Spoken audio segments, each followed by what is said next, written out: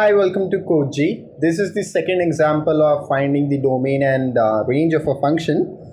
So let's begin with this. So suppose you have a function f of x is equals to root over x minus 1 upon my x plus 3.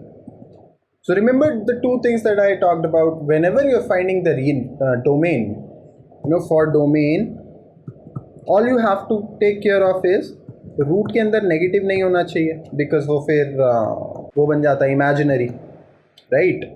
और denominator में zero नहीं होना चाहिए, 1 by denominator should not be equal to zero because फिर वो infinity बन जाता है। तो हमें ये दोनों चीज़ों से बचना है, राइट।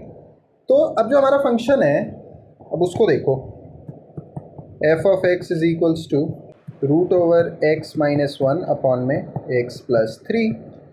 तो पहली चीज़ जो हमें देखनी है वो ये देखनी है कि रूट के अंदर नेगेटिव नहीं होना चाहिए। तो रूट के अंदर नेगेटिव कब होगा? When this term x minus 1 upon x plus 3 is less than 0। So we have to make sure and just so you know we are finding the domain, ठीक है। So x minus 1 upon x plus 3 should be greater than और equal to 0 implies x minus 1 should be greater than equal to 0 implies x should be greater than equal to 1। तो ये तो आ गया तुम्हारा पहली condition. ये वाली कंडीशन फुलफिल कर दी हमने कि नेगेटिव नहीं आ रहा रूट के अंदर। Second condition, x plus 3 should not be equals to 0, right. ये कंडीशन थी, डिनोमिनेटर 0 के बराबर नहीं होना चाहिए। तो x should not be equals to minus 3। तो we have the domain as the domain is for all the x's for which the function is defined. तो domain is x greater than equal to 1 but x not equals to 3. That's it. We have found the domain now.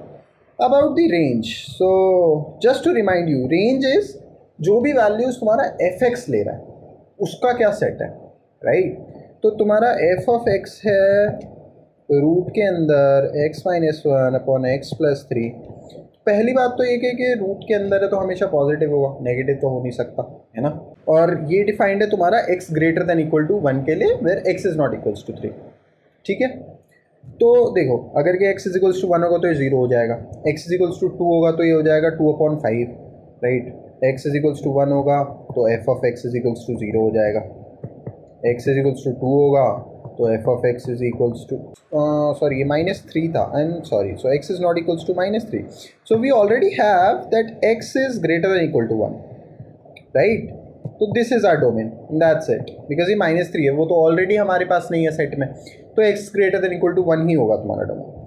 So x is equals to 1 होगा तो fx is equals to 0 हो जाएगा, 2 होगा तो ये हो जाएगा 1 upon 5 रूट के अंदर, which is also positive।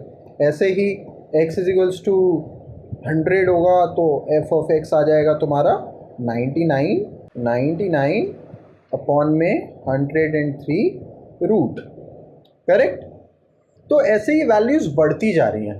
So you see that f of x is actually increasing in x and you can get any value of f of x depending upon x, as large value.